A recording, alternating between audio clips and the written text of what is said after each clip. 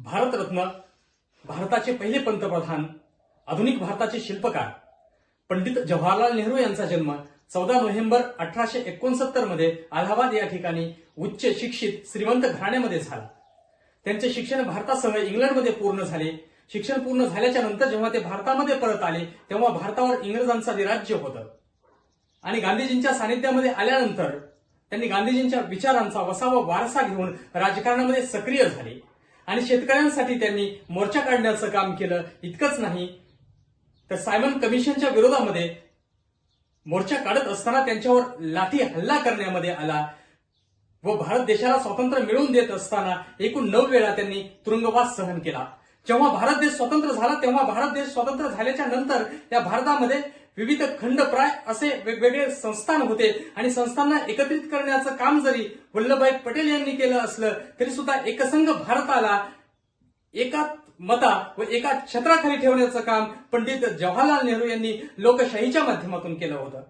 स्वतंत्र भारतामध्ये सर्वांगीण प्रगती करण्यासाठी त्यांनी नियोजनाचा वापर केला आणि पंचवार्षिक योजनेच्या माध्यमामधून या ठिकाणी भारताचा सर्वांगीण विकास व्हावा यासाठी विविध योजना अंमलामध्ये आणल्या आणि या योजना अंमलात आणल्याच्या नंतर भारत देशाला स्वयंपूर्ण बनवण्यासाठी त्यांनी पायाभूत विकासावर महत्वपूर्ण असा भर दिला.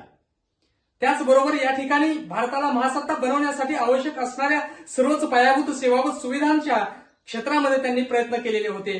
ज्या कालखंडामध्ये भारताला स्वतःची सोयी निर्माण करता येत नव्हती अशा भारत देशामध्ये मोठे उद्योग निर्माण करण्याचं श्रेय हे पंडित जवाहरलाल नेहरू यांच्याकडे जातं.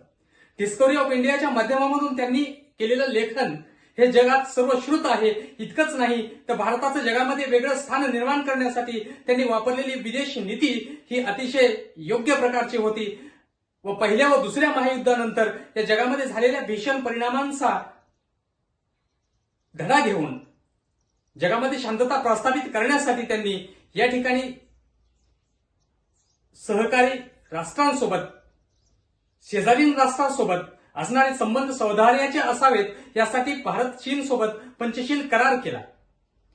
पंडित जवाहरलाल नेहरू यांनी केलेलं कार्य हे वेगवेगळ्या दृष्टिकोनातून पाहिलं असता जरी वेगवेगळे दृष्टिकोन असले तरी सुद्धा त्यांनी केलेलं कार्य हे महान स्वरूपाचं आहे आणि म्हणूनच त्यांचा जन्मदिवस हा बालदिन म्हणून सुद्धा साजरा केला जातो. अशा या महान नेत्याला त्यांच्या जयंती